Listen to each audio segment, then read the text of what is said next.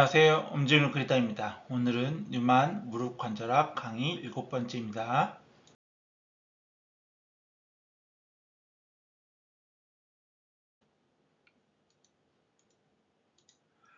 뒤십자인대 PCL, 포스테리어 크루시에이트 리가멘트 부착 부위 보면 ACL보다 약간 더 두껍고 정강뼈의 뒷 융기 사이 영역에서부터 안쪽 옆다리뼈 관절 융기의 가쪽면에 부착되어 있습니다.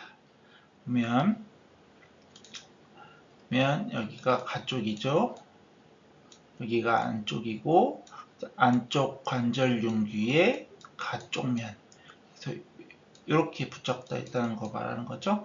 그래서 정강뼈의 뒤쪽 융기 사이 영역에서 안쪽 멉다리뼈의 관절 융기의 가쪽면, 여기가 안쪽면, 여기가 가쪽면에 부착되어 있습니다. 이렇게, 그래서 이렇게 부착되어 있습니다.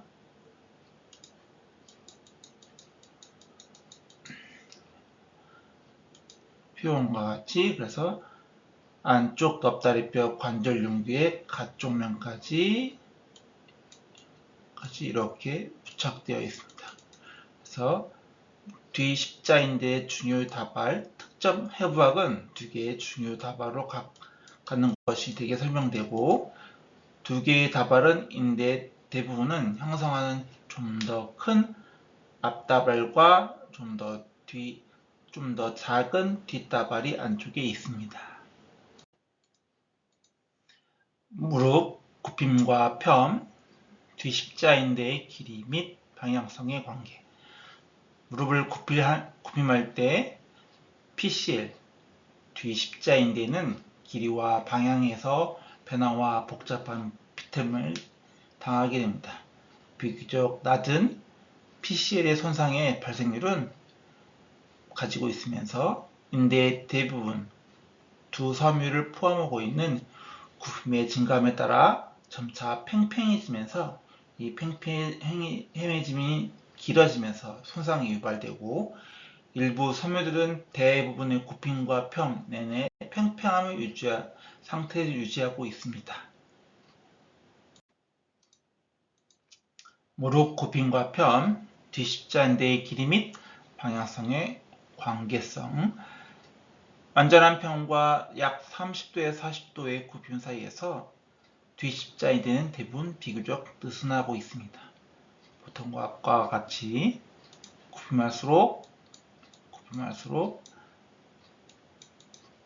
뒤십자인대는 당연히 늘어나겠죠. 이렇게 있으니까. 그래서 느슨해지고 90에서 120도 사이의 굽힘 사이에서 장력이 채우가 됩니다. 대부분은 뒤십자인대는 완전한 편과 90도 사이의 굽힘 사이에서 길이가 약 3점 정도 길어지고 보여주고 있으면서 매 10도의 굽힘마다 3%씩 길이가 증가점을 보여주고 있습니다. 장력에서 상대적 급격한 증가는 많은 PCL의 손상이 왜 굽힘과 연관되어 있는지 보여주고 있습니다. 당연하겠죠. 굽힘할수록 여기 뒤십자인대는 점점 늘어나면서 장력은 체계가 되면서 그만큼 손상이 되겠죠. 그래서 PCL은 과도한 축돌림은 물론 안구비 및 그리고 박구비의 부하에서도 2차적인 제한을 제공하고 있습니다. 뒤에서 설명했지만 정강뼈의 안쪽 돌림과 뒤쪽 돌림, 또한 안구비와 박구비에서도 유발할 수 있는 손상의 방향성이고 토크입니다. 뒤 멉다리근, 흔히 PCL의 대항근, 뒤 십자인대의 대항근. 엎드려 누웠을 때와 같이 어떤 사람의 중력에 대한 무릎을 능동적으로 굽힘하는 동안 무릎의 굽힘, 가령 뒤 멉다리근의 수축으로 인해서 멉다리뼈에 대해 능동적으로 정강뼈가 뒤쪽으로 미끄러지게 됩니다. 그렇죠. 슬라이드 이렇게 해주면서 굽힘할수록 같이 동측으로 슬라이드, 미끄러지게 되겠죠. 그래서 뒤쪽 미끄러짐의 관절 운동 향상의 크기는 PCL에서 수동 장력에 의한 대부분으로 제한되면서 당연했죠. PCL은 뒤에서 이렇게 가니까 이렇게 여기가 PCL이겠죠. 그래서 점점 늘어나지겠죠. 늘어지면서 PCL의 수동량이 부분적으로 제한되겠죠. 그래서 이러한 이유 때문에 D 넙다리근은 PCL의 대안근으로서 언급되며 특히 굽힌 각도와 90도 위치의 근접함에 따라 D 넙다리근의 정강뼈의 긴축은 거의 수축이 되면서 그만큼 토크가 커지겠죠. 그래서 D 넙다리근 수축에 의했을 때 내갈래근의 강력한 수축에 적용되면서 PCL에 대한 변형을 감소시킵니다. 당연하겠죠. 이게 D 넙다리근이 굽힘할수록 점점 늘어나지면서 PCL의 변형은 점점 감소시키죠. 여기 보면 점점 굽힘할수록 이렇게 D 넙다근의 수축에 의해서 다리 내갈래근이 점점 늘어나겠죠. 그래서 PCL 위치는 어떻게 있습니까? PCL 위치는 이렇게 되면서 어떻게 됐을까요? 점점 굽힘할수록 PCL의 변형은 어떻게 되겠을까요? 이 넙다리의 수축에 의해서 변형은 감소시키겠죠?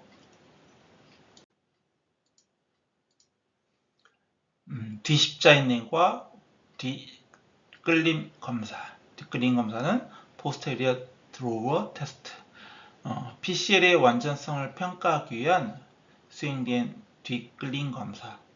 그래서 검사법은 무릎이 약 90도 굽힘 상태에서 이와 같이 앉은 상태, 누워서 무릎을 굽힌 상태에서 무릎이 90도 굽힌 상태에서 정강뼈의 몸쪽 끝 부위를 뒤쪽으로 이렇게 미는 것입니다. 그래서 이러한 위치에서 뒤십자인대는 정강뼈의 뒤쪽 병증에 대한 전체 수동저항은 약 95%를 제공합니다.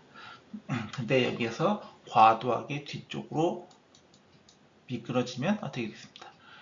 당연히 뒤십자인대는 파열을 의심할 수 있겠죠.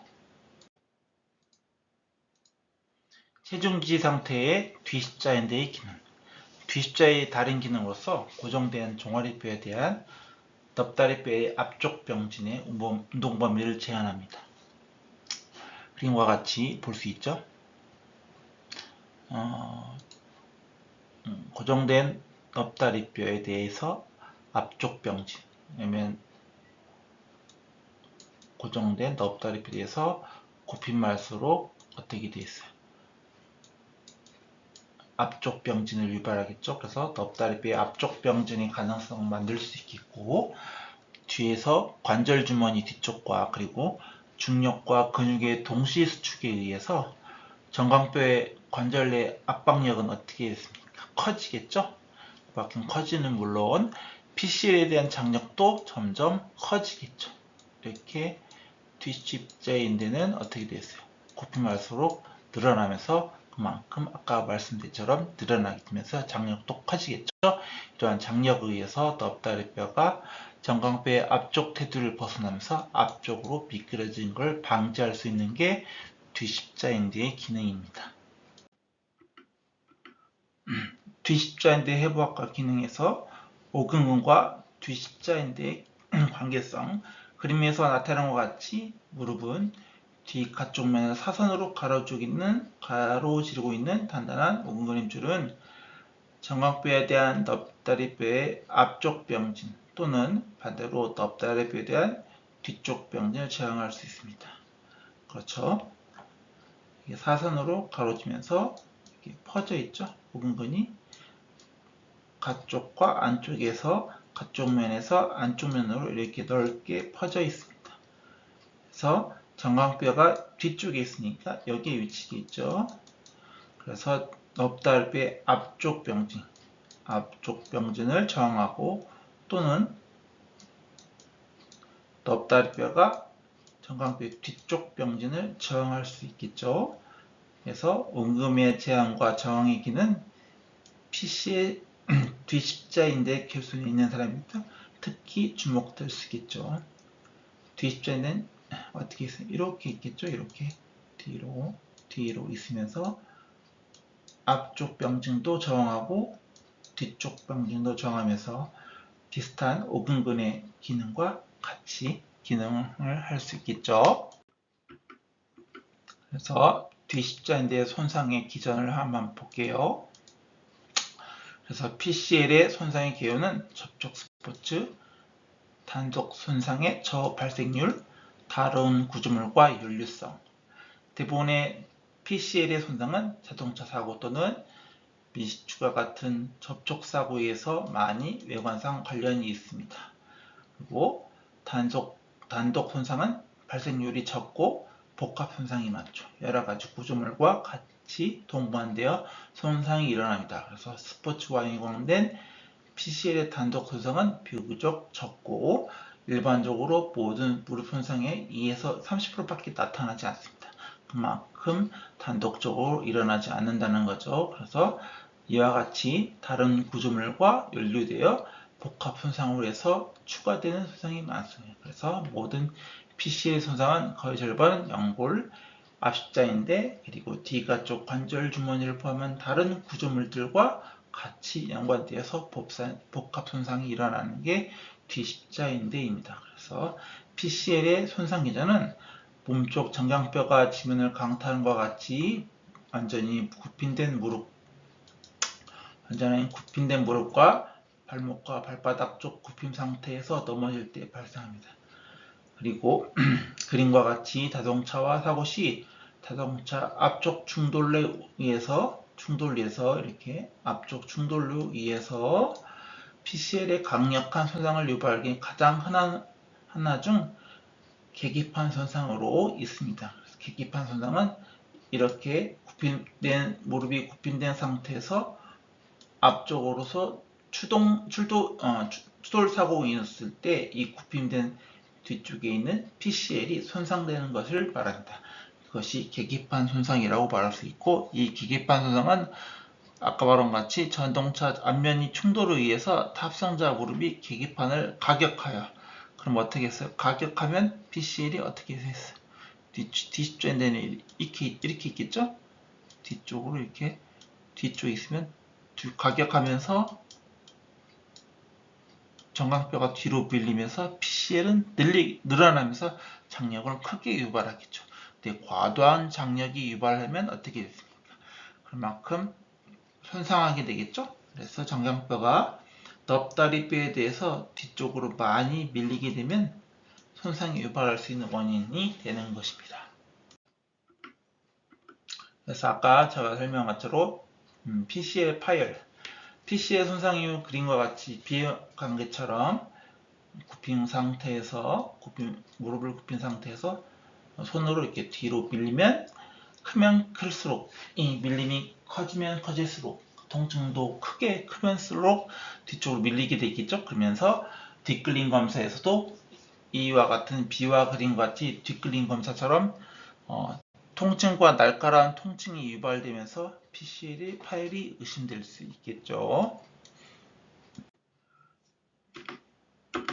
그래서 뒤십자인대의 치유와 예후. 그래서 흔히 PCL은 아까 말한 대로 복합 손상이 많죠.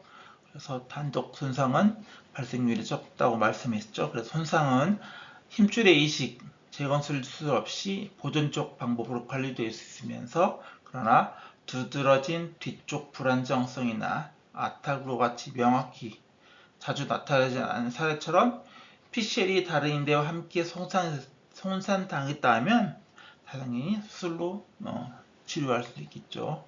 그래서 대부분 연구에 보면 PCL의 교순이 생긴 무릎의 외상 후 아름과 같이 뼈 관절염이 좀 더 발전할 수 있다고 제한될 수 있습니다. 네, 오늘 강의는 여기까지입니다. 제가 몇 주 동안 바빠가지고 강의를 오늘은 이제 시작하게 됐습니다. 추후에도 열심히 강의하는 모습을 보이겠고, 다음 강의 내용은 무릎, 넙다리 관절 운동 형성하기에 대해서 넙다리뼈에 대한 무릎의 뼈의 접촉 경로와 영역에 대해서 공부하겠습니다. 오늘까지 시청해 주셔서 감사하고 다음 강의에서 뵙겠습니다. 감사합니다.